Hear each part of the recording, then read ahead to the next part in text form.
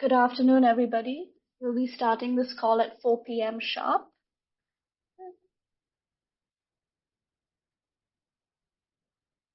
Kindly prepare accordingly. Thank you.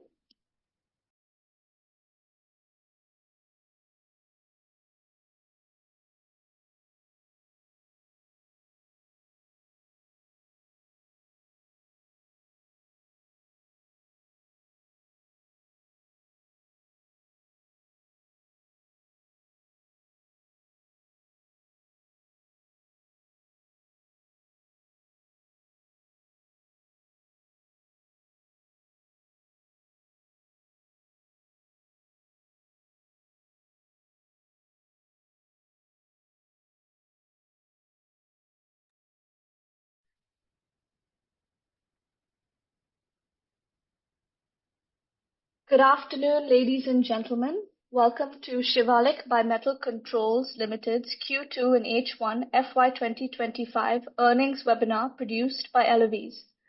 We appreciate your time and interest in joining us today. We're pleased to welcome the senior management team from Shivalik Bimetal Controls Limited who are present on today's call. Mr. Rajiv Ranjan, Chief Financial Officer, and Mr. Sumer Ghuman and Mr. Kabir Ghuman, Directors of Shivalik. To participate in the audio interactive Q&A session of this webinar, please raise your hand and you will be added to the queue. Instructions on how to raise your hand will be available in the webinar chat should you need it. As the management begins their opening remarks, please feel comfortable to raise your hands to start forming the question and answer queue. Shivalik's investor presentation and press release for Q2 and H1 FY'25 will also be made available to access through the webinar chat box. As a reminder, this conference is being recorded. Some statements in today's call may be forward-looking, based on current expectations and subject to risks that could cause results to differ materially. With that, I now hand the conference over to Mr. Rajiv Ranjan, CFO of Shivalik Bimetal Controls Limited. Thank you, and over to you, Rajiv. Thank you, Symphony. Good afternoon, everyone. Thank you for joining us today as we gather to discuss Shivalik Bimetal Controls Limited performance in Q2 and H1 FY'25. I would like to begin by sharing our perspective on the resilience that defines this period. Despite the global inventory reset that we have been experiencing over the last 2 quarters, our results speak to the strength of our strong global approval base and product acceptance, and the deliberate steps we have taken, particularly in Europe, to position ourselves for sustained success. Let me begin with a detailed look at our financial highlights. The total income H1 FY'25. Our revenue for H1 FY'25 was rupees 216.77 crore, a slight decrease of 3.86% from H1 FY'24. While this may appear modest, it reflects our ability to deliver a stable revenue despite end-use demand recalibration and temporary inventory cleanup that is currently underway, particularly in the USA. This elasticity, particularly in sectors like automotive and industrial, underscores Shivalik's capacity to adapt and sustain growth, while specific economies and sectors make systematic adjustments. Gross margin H1 FY'25. We recorded a gross margin of 46.57% for H1 FY'25, marking a reduction of 272 basis points compared to the previous year. This reflects our strategic pivot towards high-demand products that, while slightly lower in margin, align with evolving market needs. Our deliberate choice to adjust the product mix helps us maintain market relevance and secure long-term revenue streams, demonstrating our foresight in navigating market dynamics. Profit before tax H1 FY'25. Our PBT for H1 FY'25 came in at rupees 47.24 crore, down 11.09% from H1 FY'24, with a margin contraction of 178 basis points to 21.79%. This performance, influenced by rising input costs, reaffirms the importance of our disciplined approach to managing expenses, especially in periods where cost pressures are more pronounced.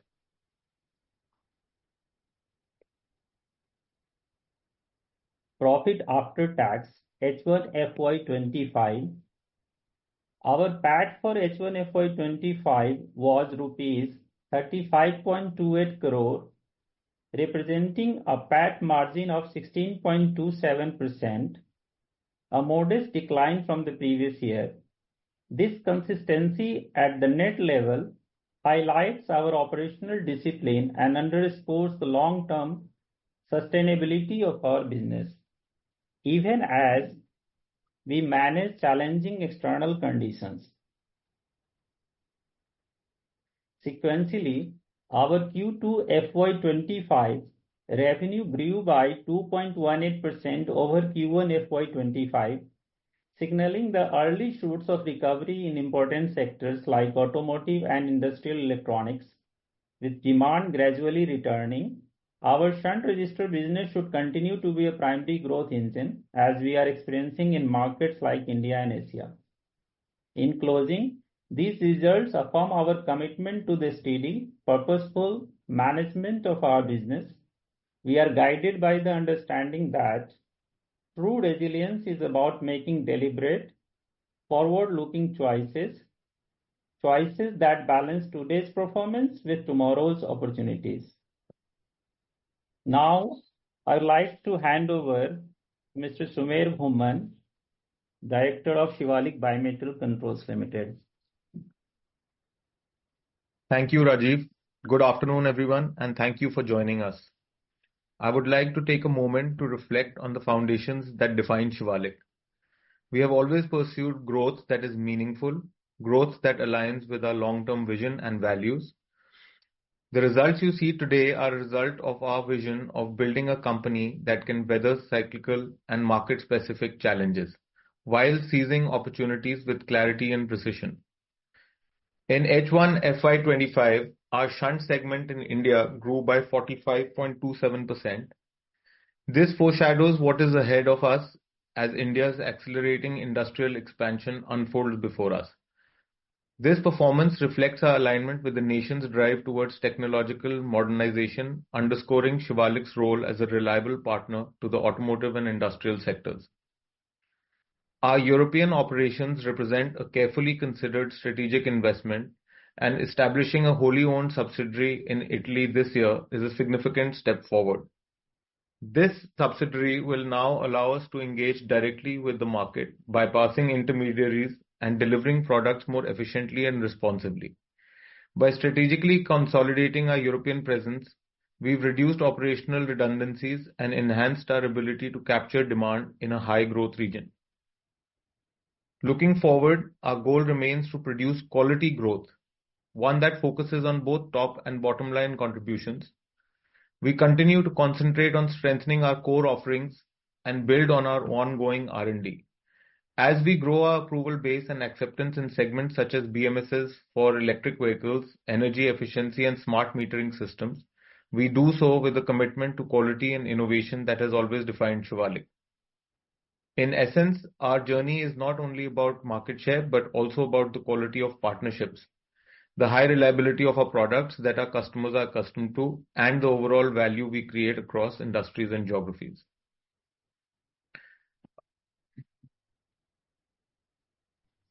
I'd like to hand it over to Kabir.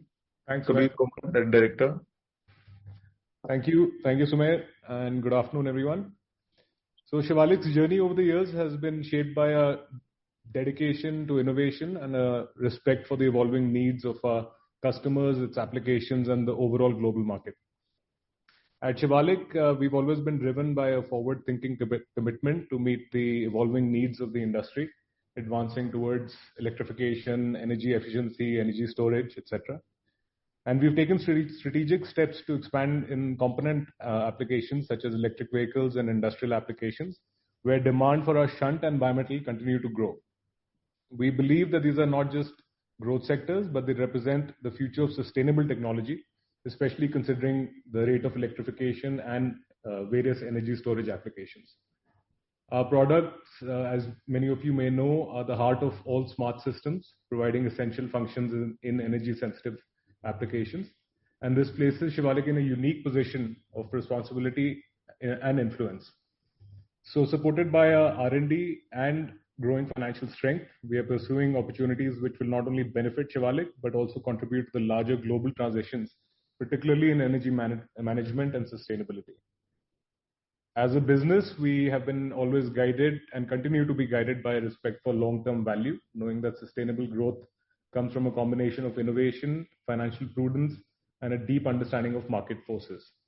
And with this, I'm confident that Shivalik is prepared to navigate the complexities and seize emerging opportunities. Thank you. Rajiv, over to you.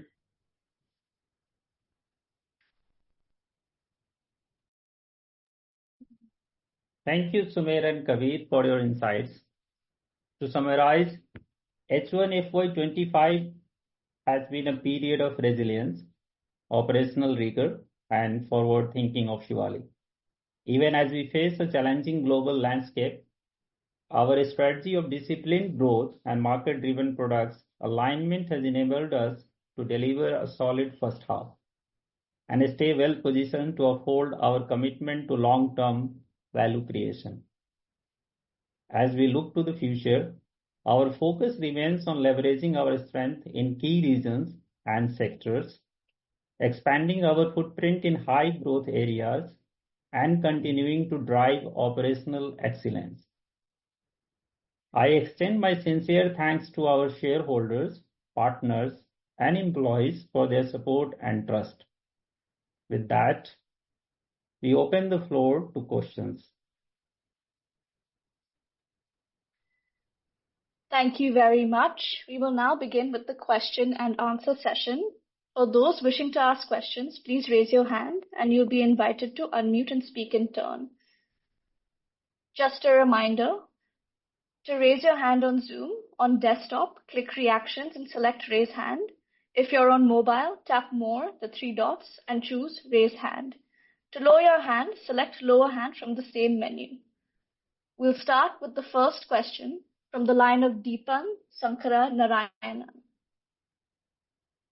Deepak, you're now allowed to unmute. Please unmute and ask your question. Good evening, everyone, and thanks a lot for the opportunity. So firstly, happy to see that US business started growing Q-on-Q basis. So early signs of EV sales picking up and increased momentum in hybrids also visible. So how do we see shunts growth in US market for H2 this year and over next 3 years? Hi, Deepan. So what we are seeing, what the kind of forecast that we have, and we've been saying that for the last couple of quarters as well, that we have a sort of a brighter view from the fourth quarter of this year onwards, where we have already received some forecasts of increase in quantity. So we expect to see certain growth coming in this quarter onwards, the last quarter of this year, that is Q4, and then thereafter the next 1 year or so, the next financial year or so, we should continue to see growth coming in from those areas. That growth, of course, is coming from our existing business growing, existing business, as well as some of the new opportunities that we had developed over the last 1 year or 2 years or so. We will continue to see an increase from there as well. Interestingly, other than the US market, we are also seeing substantial growth for the shunt resistors, specifically for automotive, coming from other markets as well. For example, mainly like, let's say, Indian market. So we expect to see the next 2 or 3 years showing quite a bit of growth from these areas as well. Okay. Adding on to that, what is the reason for Q-on-Q decline in shunt business overall revenues this quarter?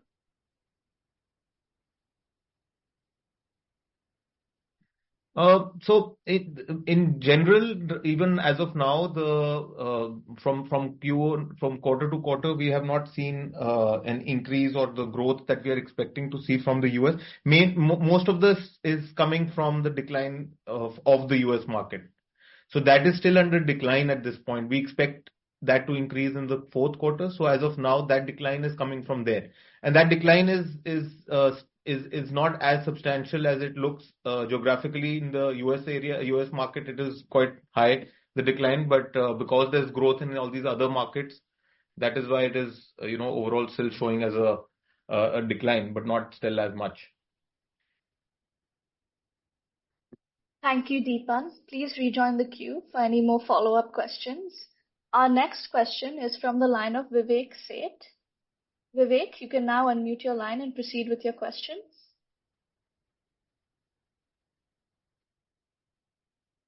Am I audible? Yes, Am I please audible? go ahead. Yeah. Yes, please go ahead. Now, with the US elections over, how do you see the policies being favorable to the company?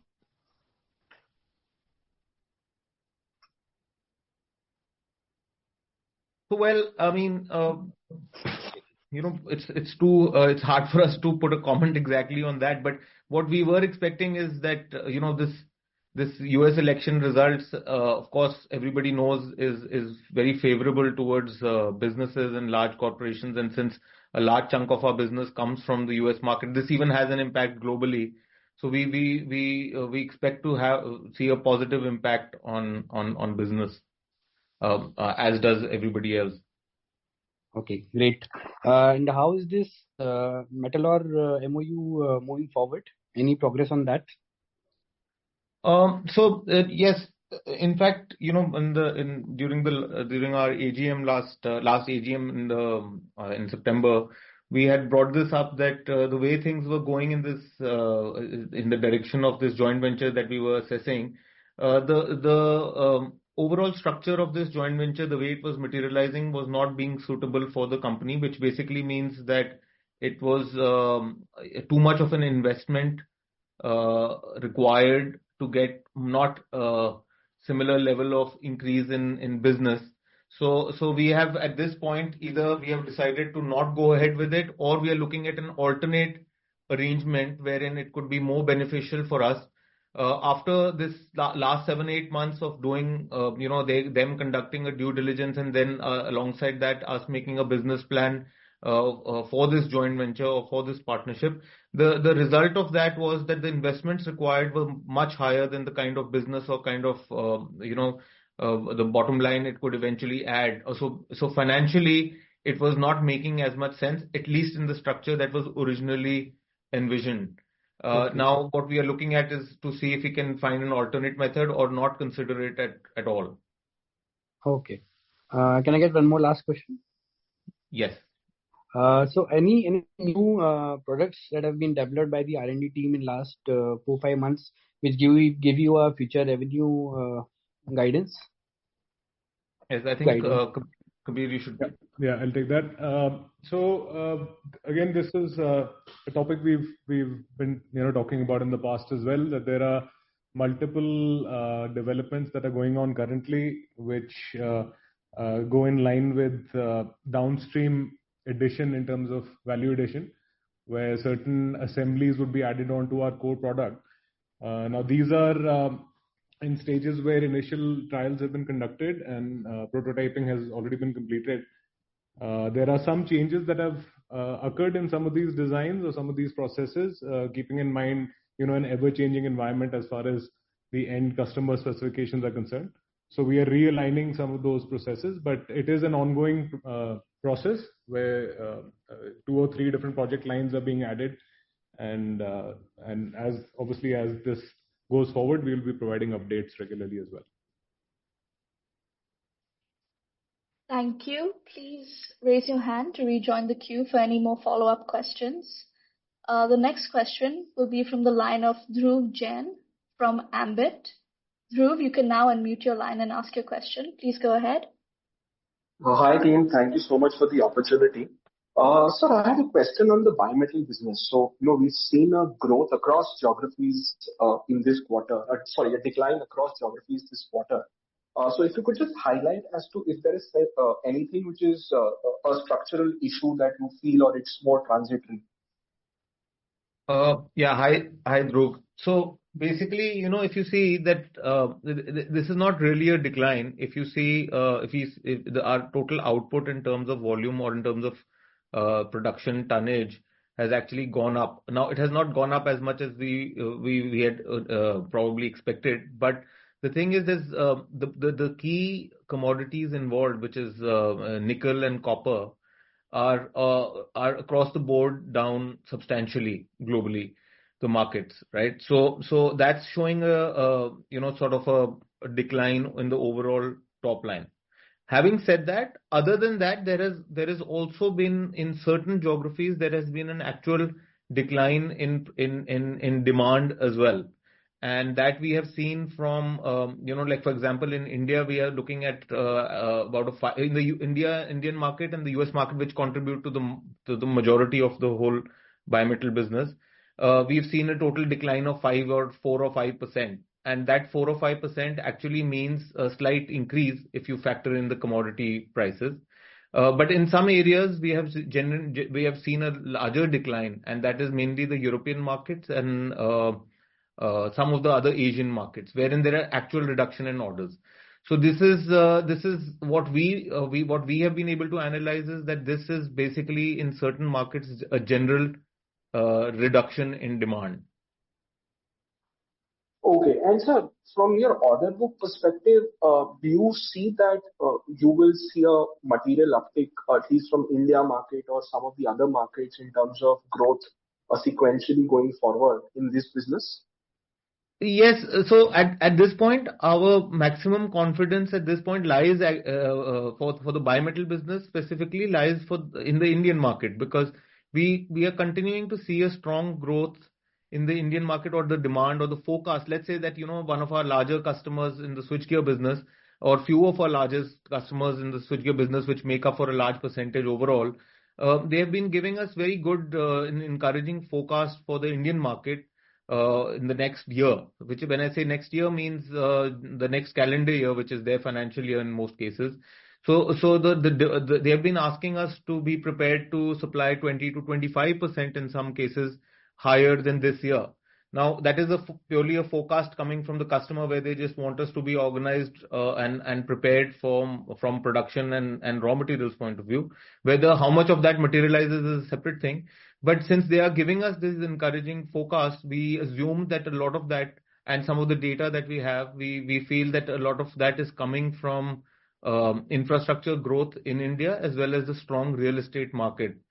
So if you see, not just in larger cities, but in smaller towns and tier 2, tier 3 cities, a lot of real estate development is continuing to go on, and alongside that, all the highways, roads, railways, all of those things are eventually going to materialize more and more into demand for the Indian market. Now, besides this, the real impact that shows in our numbers comes from the US market. Now, if we see some kind of further improvement in the bimetal business from the US market, then it would be a win-win situation in the bimetal growth numbers for next year. Got it. And if you could just talk a little more about the European new subsidiary that you guys are starting now. How do you see that really changing your operations, both from a bimetal and shunt resistor space in that market?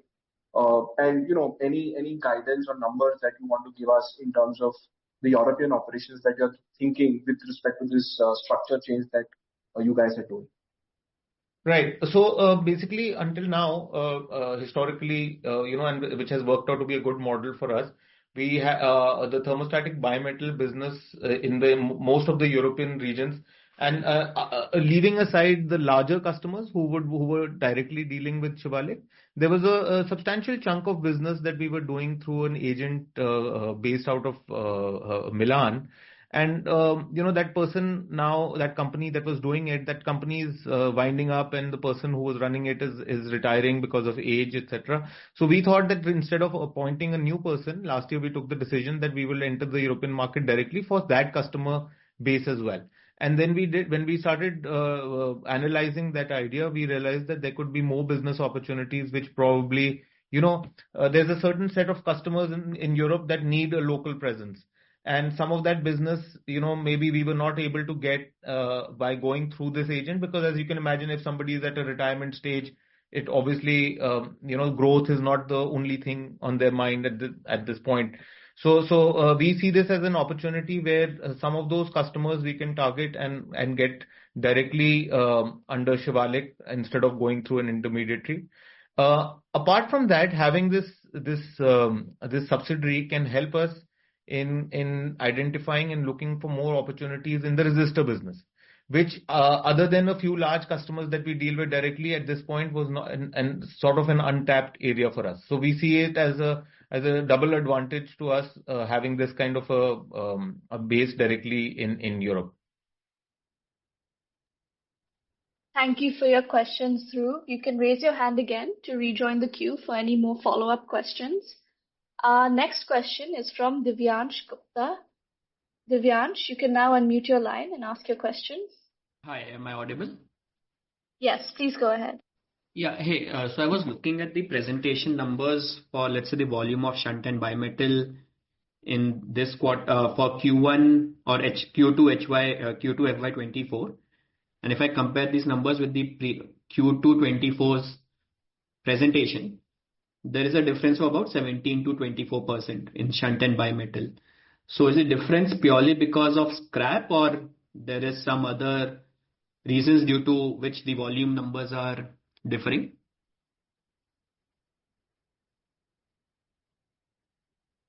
So Rajiv? Yeah, you're talking about this presentation we have uploaded last. Yeah, so if I look at Q2 FY'25 presentation, Okay. and refer the numbers of volume for shunt and bimetal for Q2 FY'24, and I look at the Q2 FY'24's presentation and refer to the volume of shunt and bimetal for Q2 FY'24, there is a difference in the volume for both shunt and bimetal. Yeah. Earlier we used to give the quantity along with the scrap quantity, and that was somehow giving us not a concrete or fair comparison quarter to quarter or H1 to H1.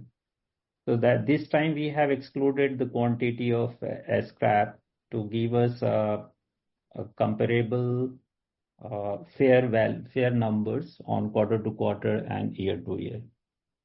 So got it. So this is purely because of, let's say, scrap or products that we are rejecting at our side and not selling to the end customer. That is a fair assumption of the difference, right? Correct. So the question actually is that is this, let's say, 20% mota difference? Mm-hmm. Is that, let's say, our best efficiency level of this number can be further reduced through whatever processes we are automating and therefore help in better profitability or better throughput? So what is the, let's say, target number that we are trying to achieve? That we need to see with the product wise. So, and even in product wise, we are having so many SKUs where you can see a variance of maybe a 6% to up to 33 or 34%. So you cannot counter it, or maybe it's not possible to give you a exact number for how far we can reach. But as per our estimation in bimetal, it is somewhere around 8 to 11% the throughput. And in shunt resistor, which is still evolving application, and based on which we try to get it reduced and keep it below 20% as an average. But is this a number that is, let's say, expected because of the manufacturing process, or that's my question? Is 20% a BAU number or not? Mix can change. Yes. So for bimetal, as I said, it would be around 10% to 11%, and it is an established process where we cannot see a further fall down and maybe further increase for the throughput. In shunt registered and even for the product mix, if you go by the strip and component, so in component there may be in some SKUs it will go up to 33-34%, and for strip section it is around to 15 to 20% due to process. Yeah, Rajiv, I'll just add just for clarity that these, especially at component level, these are completely defined by the product design itself. There are certain part layouts where you have no choice but to lose 15% or 20% or even up to 30% as design scrap. But having said that, we have certain projects and certain programs in place where we are monitoring some of the high runners, and some automation and certain inline sensing has been developed to to at least reduce the percentage that can be controlled basically. So that we are already working on. So we are targeting in some cases to reduce 3 percentage points or 4 percentage points where MOQs have been defined with customers. So there are 2 or 3 aspects here, because some customers will will follow the MOQs that we have defined. There are certain other customers that like to be flexible. So we are working with our customers to respect the MOQs, and with those MOQs in place, we can target a higher chunk of volume having lower material loss. And on the other hand, automations are continuously being developed. There are certain processes or certain equipment that has been changed over this year. There are some in line also for next year, which give us higher productivity and overall lower scrap rates. Thank you for your questions, Divyansh. You can raise your hand again to rejoin for any more follow-up questions. Our next question is from Akash Vora. Akash, you can now unmute yourself and ask your question. Please go ahead. Yeah, thanks for the opportunity. So my first question is regarding the smart meters theme. So how much of smart meters business we have done this quarter in total, and how much we have done in India in specific?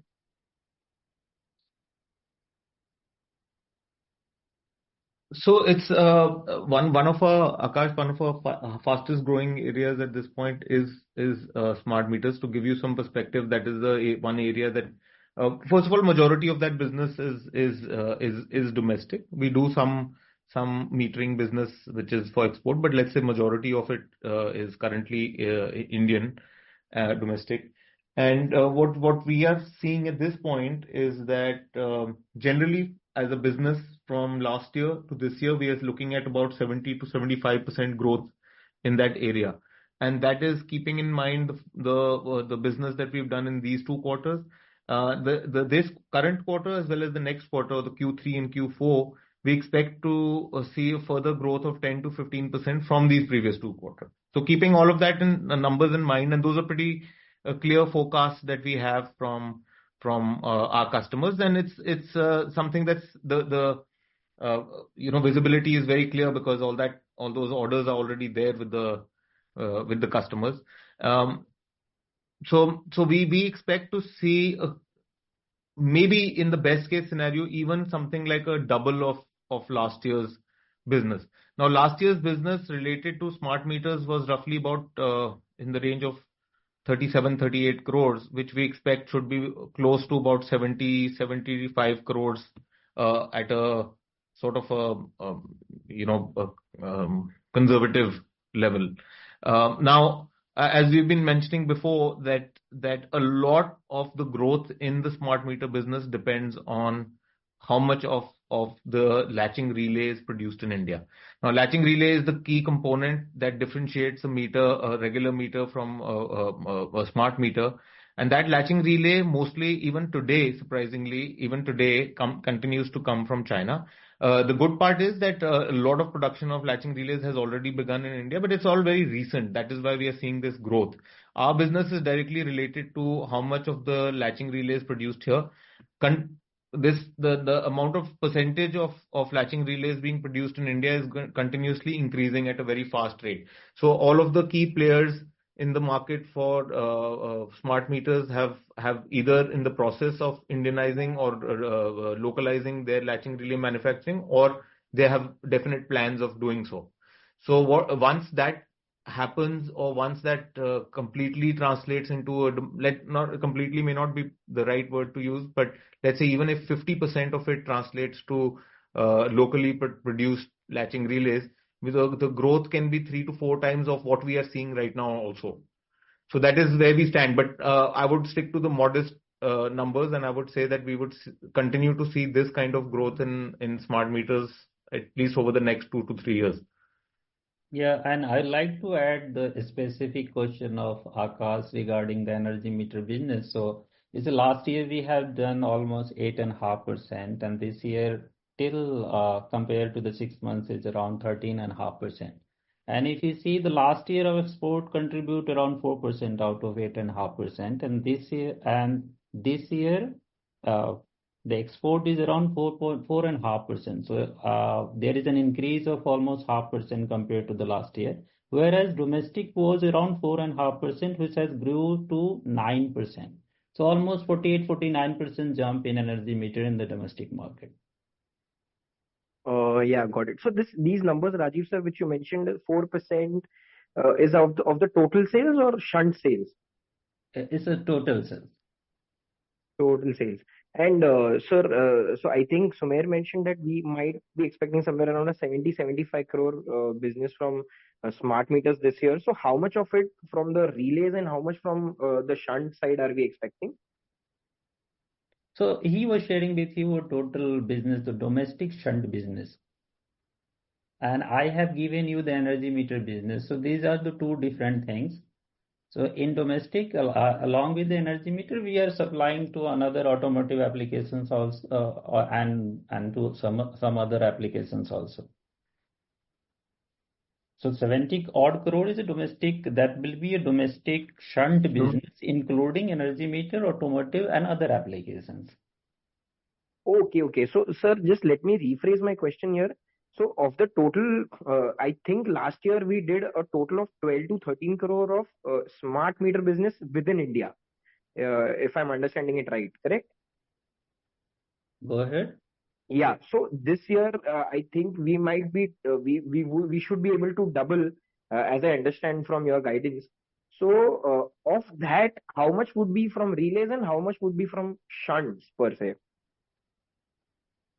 So Shunts actually go into a relay. So relay is not something that we produce. Relay is what our customer produces. So we are basically supplying the shunt that goes into the relay. Got it. So, oh sorry, I actually wanted to ask about the contacts. Are our electrical contacts also being used in the relays? That is correct. So we are, as I was saying that as number of relays that continue to be locally produced, as that number goes up, the opportunity for contacts also continues to go up. So as of now, we are supplying contacts to almost 50% of the business that we are supplying the shunt to in the relays. Now I'm only talking of smart meter related business. Why as of now it's 50% is because contacts is a slightly different kind of a business. There are other suppliers as well, and so there is more competition. And so we also, we also plan our targets or target business accordingly. Whereas in case of shunt, we are the only suppliers for that type of a product, that type of a shunt. So if the relay is produced here, all of the shunt will be supplied by us. Understood, sir. So just to summarize what you said, so if I'm expecting a 25-30 crore business from shunts only from smart meter applications, then on the contact side also I can expect at least let's say 50%. So I think somewhere around 10 to 12 crores additional from the smart meter. No, that could be more than that because the value of contacts that go in even an average relay, that's something to consider these numbers for. I think it would be if a shunt is let's say about 25, 30, let's say about 30 rupees average, then the contacts could be worth 60, 65. So even at 50% or less than 50% target, we can still have a similar top line of business coming from just contacts. So, to give you some perspective, just the smart meter related business that we would have added in contacts this year would be probably more than about 20 crores or so, 18 to 20 crores by the end of this year should be just our contact business. Thank you for your questions, Akash. You can raise your hand and rejoin the queue for any more follow-up questions. Our next question is from Rohan Vora. Rohan, you can now unmute your line and go ahead.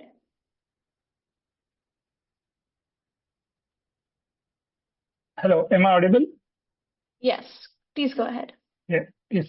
So, first question was a bookkeeping one. So, what would be the breakup of bimetals business into switchgear and others for this quarter?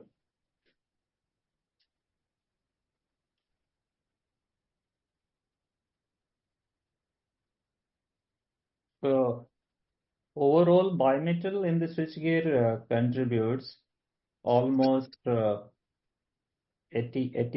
plus. Okay, and others would be gas meters and automotives? So automotive and gas comes under shunt. In bimetal, the major application of the industry is switchgear, which contributes more than 80% of the revenue.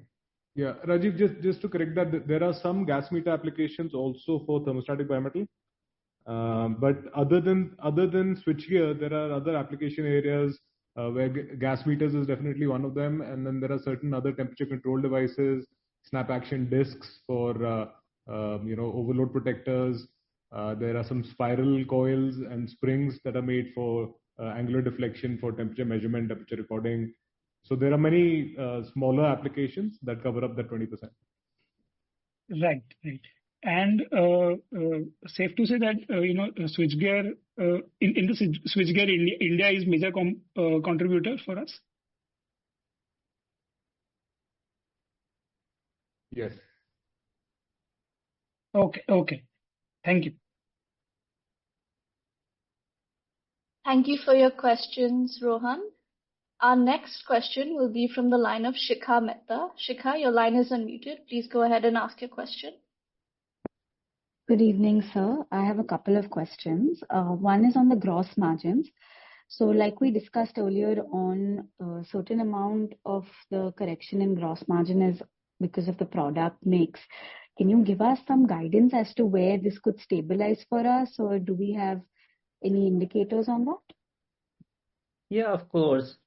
You can see this quarter our gross margin has improved, and it is due to the various factors. One of the major factor is the price, the cost of the raw material, because the last year you can see there was a gradual decrease in LME quarter to quarter that has somehow stabilized in the past 2 quarters.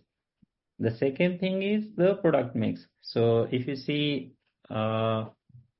growth in shunt, specifically from the domestic market, which is a marginal improvement in the gross margin. And if I see the last 8 quarters result, our gross margin, if the combination of both the product will be in 50-50%, it will improve further here on. So today, if we are at 47-48%, but it should go up to 50%. So, assuming next financial year is better for our shunt business, we can assume a much better gross margin. Would that be right to say? Yes. And so secondly, I think earlier on the call, we were talking about the next quarter onwards looking substantially better. So I think I heard someone say Q4. Our earlier guidance was improvement from Q3. So is it correct to assume that the second half of this financial year will be better, or are we referring that guidance to Q4? So as we have shared, and even Sumer has shared the concrete answer that what we are foreseeing according to the market commitment and the interaction with the customer. 4th quarter onwards, we are confident that the growth will come, and the next year we are assuming even we are hoping with the similar line of growth as we have shared now.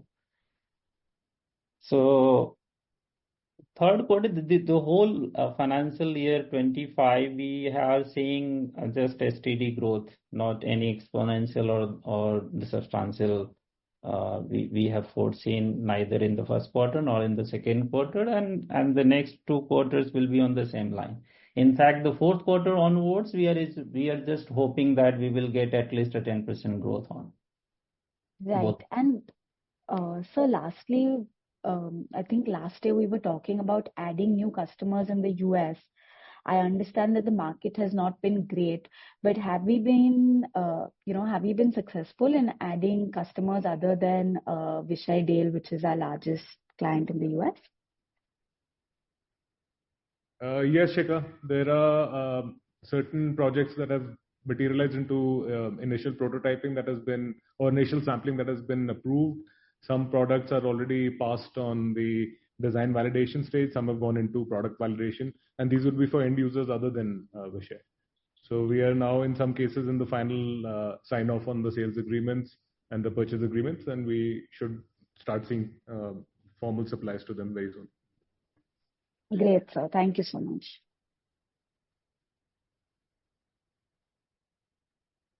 Thank you for your questions, Shikha. Our next question will be from the line of Deepak. Deepak, you can now unmute your line and ask your question.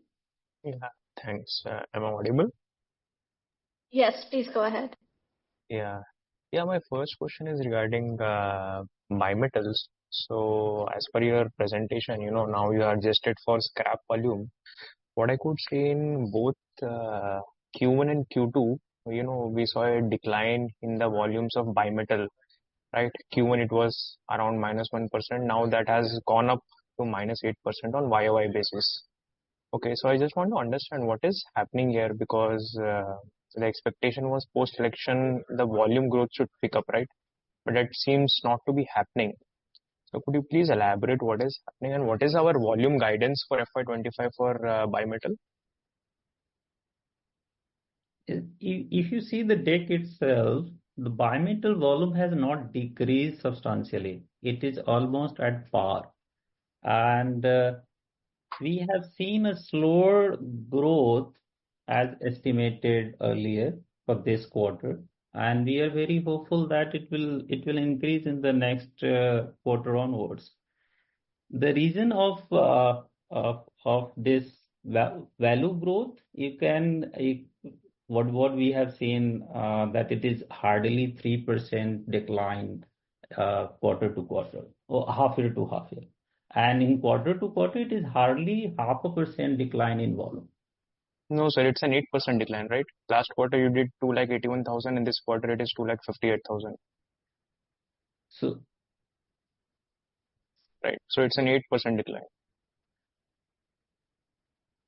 I think I am going through the last day deck. Maybe you were comparing from the last quarter deck.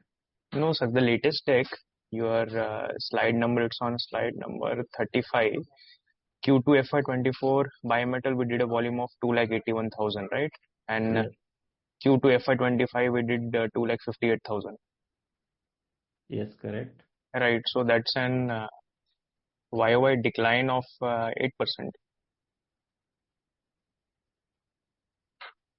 Okay, so here we have excluded the impact of scrap. So the product quantity you were talking about, which is around 8% quarter to quarter decline in bimetal. Yes. Yes, you are correct. Yeah. Yeah. So that's what I'm asking. What is our guidance for FY'25 for this volume in bimetals? So as we have discussed regarding the coming quarter and the next to next quarter, and according to the commitment from the customer, it will increase. And what we have foreseen, at least the fourth quarter of this year will improve at least 10% of this amount. Okay, 10% on the Q2 number you're saying, which is 258,000. Yeah. So currently, this is what we have an estimation and the confirmation from the customers. Thank you for your question, Deepak. You can raise your hand again for any more follow-up questions, and I'll rejoin you to the queue. Our next question is from Uttam Purohit.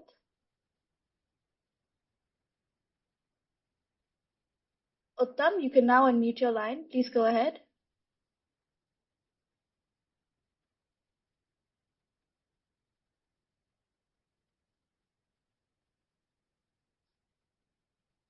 Hello. Yes, Uttam, please ask your question. Yeah. Hi. So I have about two questions. I joined the call late, so if I'm not sure if it was covered initially. The first question being the promoter sale has gone up quite a bit this quarter. So firstly, what is the reason for that? And secondly, is there any further promoter sale, stake sale that we are expecting in the coming quarters? Yeah. Hi, Uttam. So there are two ways of looking at it. Actually, we've had some restructuring within the organization and the ownership structure. So earlier, before later September this year, we were two families that were in the promoters of Shivalik.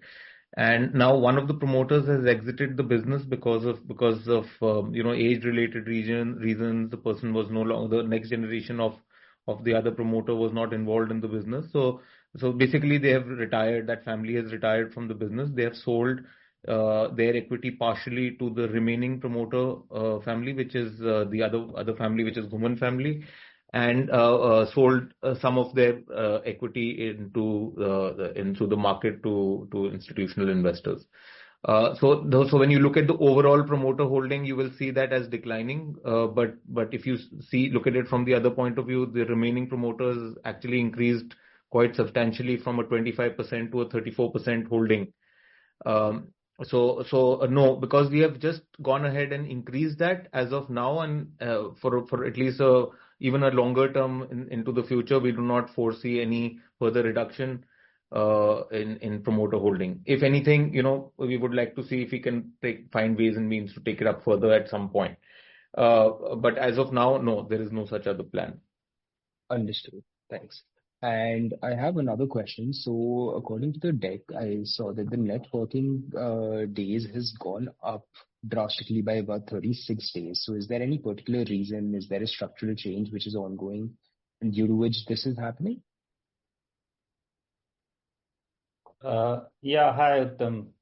There is no structural changes as we are utilizing the tailor-made raw material for our bimetal, and this is almost 75% plus we are importing. So due to that, our inventory days is somehow in the range of 180 to 200 days. Okay. And that's why if you see the working capital for us is around 200 plus days quarter to quarter. We are consistently working on it to develop some of the domestic supplier, based on which we would like to reduce as much as we can. Understood. Thank you.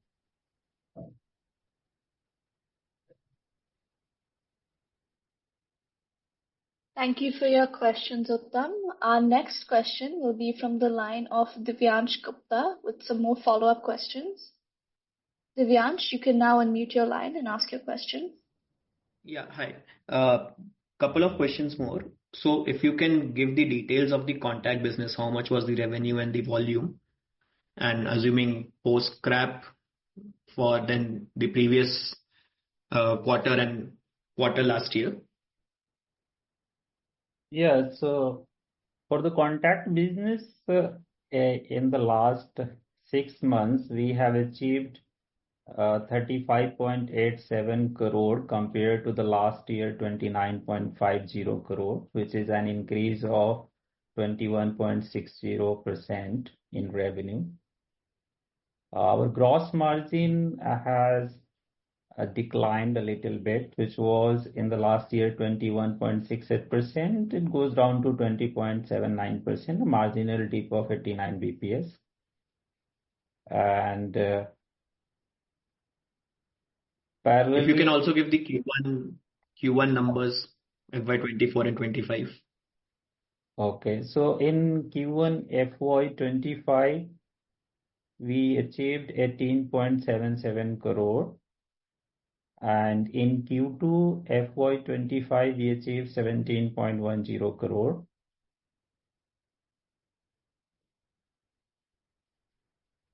Thank you for your follow-up question, Divyansh. You can also write to us at Dickinson to get any more of your questions answered. We'll allow another follow-up question from Akash Vora.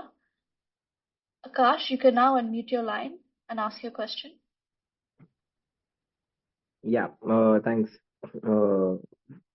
Yeah, so my question is more from a 2 to 3 year standpoint, wherein, I wanted to understand how much growth do we expect on the shunts automotive side? Would it be safe to assume that we can, once the cycle recovers, can we grow at 20-25%? And do we expect the cycle to recover in the next, let's say, 6 to 8 months?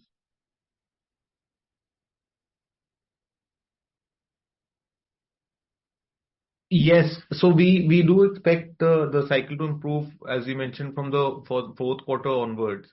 But when we look at a 2 to 3 year in the future, when we look at that kind of a time frame, then a lot of growth other than the market situation will also be coming from the developments that we have done, over the last 1 or 2 years, which start in a very, the development phase is very, very slow, where the whole process of developing a customer and starting production, and then, slowly the quantities increase every year. So in that period, we should be able to get a lot more business coming from there as well. So when we look at a 2 to 3 year period, I think it could be safe to say that we should be able to reach those levels, not just from our existing business, but going to those growth levels, because some of what happened in part of 2021 and 22, some of that increase came from too much of over ordering from some of our customers because of supply chain issues, which of course was strong growth, but also it's proven that was not the most sustainable way of growth. So now what we are seeing, the kind of developments that have taken place and the slight increase that we expect now and in the coming quarters, and then other than that, these new developments will be a lot more sustainable growth. And yes, in this 2 to 3 year period, we could be back to those levels, if not 24-25%, at least closer to 20%. Thank you for your follow-up question, Akash. We'll take the next question from Prateek Jain. Prateek, you can unmute your line and ask your question. Hello, am I audible? Yes, please go ahead. Yeah, hi, sir. Thanks for the opportunity. So, my question is fundamentally on the bimetal segment. So, just wanted to understand that, many of these data centers which require, high voltage switch gears. So, do we have capabilities to supply bimetals to them, or are we looking to, enter into those adjacencies? We do have the capability. We do supply for medium voltage and high voltage applications. As the need and the requirement of the customer comes in, we do have the capability to supply for those modules as well. Okay, got it. And so second question, sorry if I'm repeating it, but I got a little confused with the segmental data. If you just help me out with the shunts segmental numbers within EV, smart meter domestic, and smart meter exports.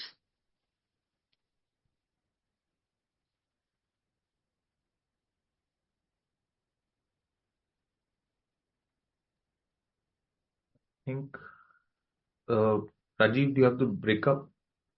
Yeah, so he's asking for the more breakup.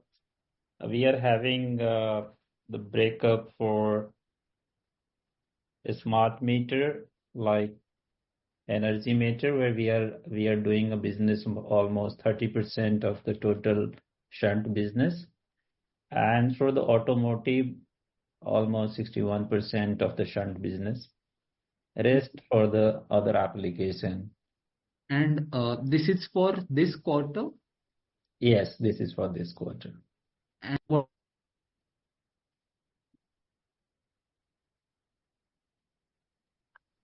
Thanks, Prateek.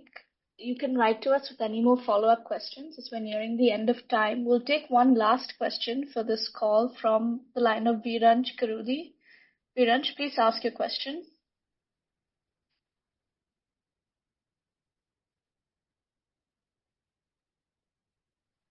Can you hear me? Yes, please go ahead. Thank you for giving this opportunity. And can I know how much our company is spending on R&D with respect to percentage of sales reference, and how much revenue or specialty or competitive advantage you see in future about our rupee spend on R&D now? Thank you. Hello, Viranj. So currently we are at approximately 1%, but we have projects and plans in place for 2025, calendar year 25 and 26, where we'll be aggressively adding further capabilities in terms of testing equipment, smaller prototype processes which replicate our production lines, and also, of course, manpower, which is planned in a phase-wise manner to increase our focus on R&D. So to answer your question, 1% is the current level, but we are working towards increasing that over the next at least year and a half.